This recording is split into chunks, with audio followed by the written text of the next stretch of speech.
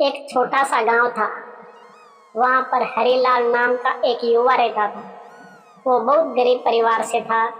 गरीबी की हालत ये थी कि उसके घर में 2 वक्त का खाना भी ठीक से नहीं बन पाता था।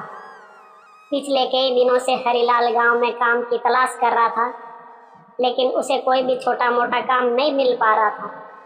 आखिरकार हरीलाल ने तय किया कि ऐसे नहीं चलने वाला। उसे किसी और जगह, किसी और शहर जाकर काम ढूंढना होगा, अपनी किस्मत आजमानी होगी। अगले ही दिन हरीलाल दूसरे शहर जाने के लिए निकल पड़ा और ट्रेन में बैठ गया। सफ़र काफ़ी लंबा था, इसलिए हरीलाल की माँ ने उसे खाने के लिए टिफिन में रोटियां बना कर दी थी। सब्जी बनाने के लिए ना घर पर कोई सामान था, न ही जेब में पैसे, इसलिए उन्होंने सिर्फ उसे रोटियां ही दी थी। ट्रेन आगे बढ़ती रही। दोपहर का समय हुआ, खाना खाने का वक्त आया। हरीलाल ने अपना टिफिन खोला और वे रोटियों को कुछ इस तरह से खाने लगा कि उसके आसपास के सभी लोग उसे देखने लगे। हरीलाल पहले रोटी का एक टुकड़ा तोड़ता, उसे खाली टिफिन में घुमाता और फिर उसे खा लेता। उसे देख रहे कई लोगों में से एक ने हरीलाल से पूछा, अरे भाई, तुम ये क्या कर रहे हो? तुम्हारे पास सिर्फ रोटियां हैं, तो फिर तुम्हें उन्हें खाली डिब्बे में क्यों घुमा रहे हो?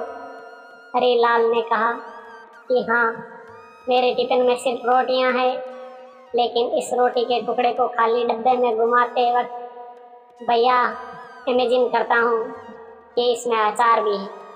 उसे देख रहे सभी लोग बड़े ध्यान से उसकी बात सुन रहे थे। उनमें से एक ने उससे पूछा, क्या ऐसा करने से तुम्हें अचार का स्वाद आ रहा है?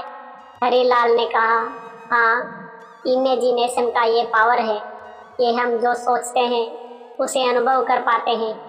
दूसरे एक व्यक्ति ने बड़े आश्चर्य से उसे एक सवाल किया, भाई, अगर ऐसी ही बात है तो तुमने सिर्फ अचार ही क्यों सोचा? तुम वे सारी सब्जियां भी तो सोच सकते थे जो 5 स्टार में बड़ी महंगी मिलती है। इस तरह से तुम उनका स्वाद भी ले पाते। दोस्तों, छोटी सी ये कहानी सोच, कल्पना या सपनों के बारे में है। कहानी हमें ये साफ साफ बता रही है कि सपने पूरे होते हैं, लेकिन बड़ा सपना सच करने के लिए बड़ा सपना देखना पड़ता है। बड़ी मंजिल तक पहुंचने के लिए पहले उस मंजिल के बारे में सोचना पड़ता है। छोटा सा लक्ष्य कभी हमें बड़ा रिजल्ट नहीं दे सकता, इसलिए हमेशा बड़ा सोचो। सपने देखने हैं तो भरिए देखो।